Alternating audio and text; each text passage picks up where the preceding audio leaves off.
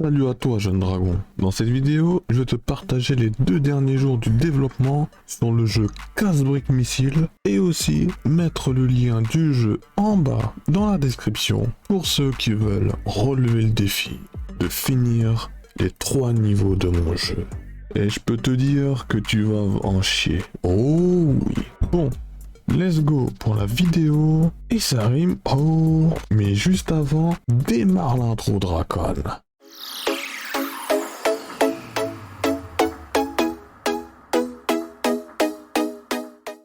Bon, il est temps de faire bouger les missiles, parce que là, spawner et rester immobile comme des poteaux, c'est pas ouf.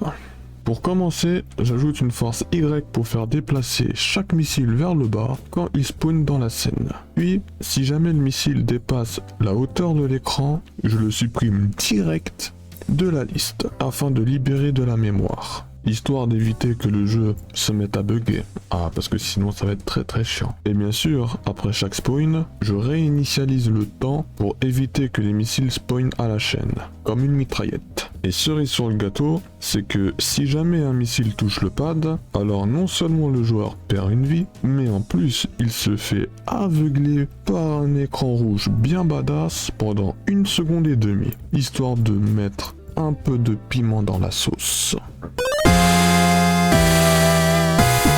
Petit point bonus à aborder, pendant le développement, j'ai ajouté une musique de fond différente pour chaque niveau. J'ai ajouté aussi quelques bruitages, comme quelques balles qui rebondissent contre le mur, contre le pad et aussi contre les briques. Des effets sonores qui font ting ting. Et puis aussi quelques bruitages de game over, quand tu perds la partie. Et le bruitage c'est plus du style bo bo bo. Voilà, un petit truc comme ça. Bon, passons au point suivant. Il est maintenant temps d'ajouter un niveau 2 et un niveau 3.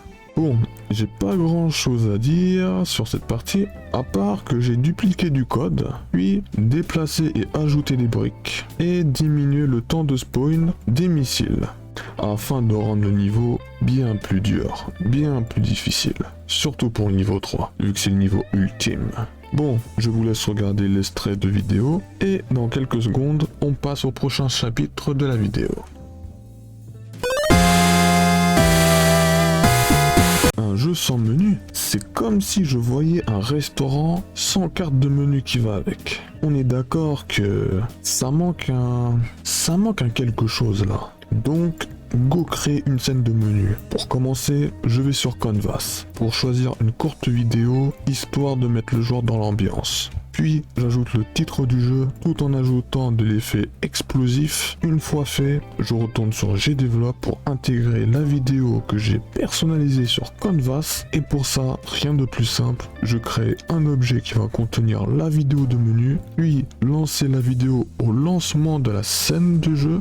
Non, je veux dire au lancement de la scène de menu. Et petit détail, je vais dire à GDevelop que la scène de menu devient la scène de départ. En gros, quand le joueur va lancer le jeu, il va tomber directement dans la scène de menu, tout simplement. Et maintenant, passons à la conclusion de la vidéo.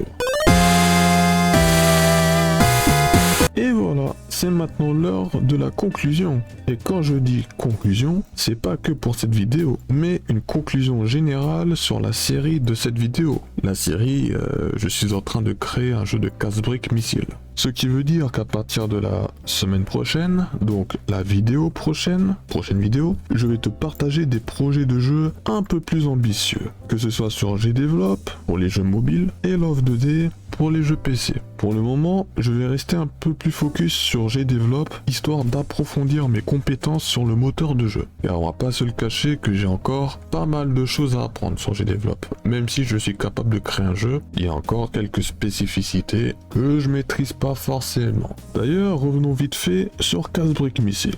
Bon, dans la vidéo, on peut voir que j'ai mis 5 jours à le développer. En réalité, j'ai mis 1 semaine.